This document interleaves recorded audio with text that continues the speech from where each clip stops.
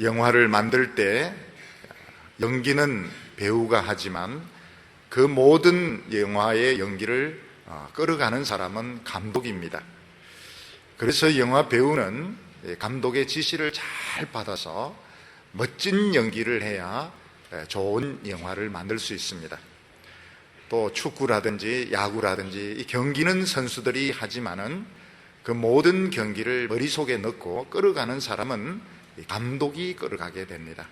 운동선수들이 자기 실력만 믿고 감독의 지시대로 하지 않으면 탈락을 하게 됩니다. 역사적으로 보면 많은 영웅들이 있었고 또 그들은 큰 업적을 남겼지만 그 영웅들은 다 하나님의 뜻을 이루는데 실패를 했습니다. 로마는 알프스 산맥 남쪽에 있는 갈리아 족속들이 쳐들어오는 바람에 어려움을 자주 겪었습니다. 줄리어스 시저가 한 것이 무언가 하면 알프스 산맥 남쪽에 있는 갈리아족만이 아니라 그 너머 있는 갈리아족 전체를 정복하고 문명인으로 바꾸어야 되겠다, 이렇게 생각해서 그 갈리아 정복에 성공을 하게 됩니다. 그리고 줄리어스 시저는 원대한 꿈을 가지고 있었는데 그것은 지중해를 내해로 하는 세계적인 제국을 건설하는 것이었습니다.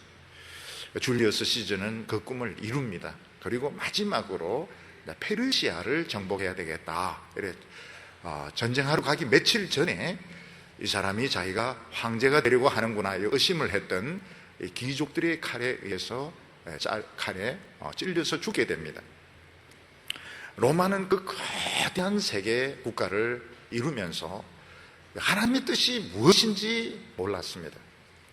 그래서 로마 황제들이 한 것이 무엇인가 하면 전 세계에서 좋은 물건들 다 끌고 와서 흥청망청 먹고 마시고 소비하는 그런 일만 했고, 또 로마 황제는 특히 이 광기가 흐른다 이런 말을 할 정도로 역사가들이 로마 황제는 광기가 흐른다, 사람들을 참 엄청나게 죽이고 또 제대로 죽은 사람이 없습니다. 자기들도 또 그런 식으로 죽임을 당했던 것입니다. 많은 황제들이 남자들을 데리고 다녔습니다. 정상적인 부부 생활을 하지 않고 그런 사람은 없습니다. 전부 남자를 데리고 별 희한한 짓을 다 하면서 결국 비참하게 죽었던 것입니다. 얼마 전에 제가 로마에 대한 책을 읽는 중에 로마 쾌락의 역사, 로만 히스토리 오브 플레저, 쾌락의 역사라는 책을 읽어보니까 로마인들이 얼마나 먹고 마시고 또 성적으로 타락한 생활을 했는지 그 폼피에 남아있는 그 그림을 통해서 분석한 것을 본 적이 있습니다. 하나님은 로마를 왜 그렇게 축복하셨을까요? 감독의 사인이 무엇일까요? 그 로마 동쪽에서 기독교가 탄생하고 있었던 것입니다. 로마는 기독교를 품는 알이었고 그 동방 예루살렘에 그들이 죽였던 하나님의 아들을 통해서 위대한 복음이 전파되는데 로마는 그 기독교를 품는 암탉 역할을 했던 것입니다. 그것을 모르고 전 세계에 있는 좋은 먹을 것들, 보물들 다 끌고 와서 먹고 마시고 했을 때 로마는 도덕적으로 부패를 해서 멸망을 하게 됩니다. 유럽에 있는 영웅들 중에서 줄리어스 시저를 흉내냈던 사람들이 여러 명 있었습니다. 그 중에 하나가 누군가 하면 나폴레옹 보나파트입니다. 나폴레옹 보나파트는 코르시카라고 하는 프랑스의 가난한 곳 출신인데 그 사람이 이제 프랑스 사람들, 유럽 사람들에게 비전을 주었기 때문에 많은 사람들은 이 나폴레옹이 자유의 구세주일 것이다 이렇게 생각하고, 심지어는 베토벤도 교향곡 3번을 보나파트에게, 퓨어 보나파트, 이래서 보나파트에게 헌정을 하게 됩니다. 근데 이 전 유럽이 속았습니다. 나폴레옹은 전쟁 광이었고 미친 사람이었습니다. 그래서 수백만 명의 사람들을 전쟁터로 몰아넣어서 사람들을 죽게 만드는데 이 나폴레옹 보나파트는 하나님의 사인을 읽지 못했던 것입니다. 그래서 러시아와 전쟁을 하면서 이 모스크바의 겨울을 이기지 못하고 철수를 하면서 프랑스 군대가 거의 다 얼어 죽게 됩니다. 히틀러도 이 줄리어스 시저를 염두에 두고 자기가 그런 사람이 되겠다고 생각을 했습니다.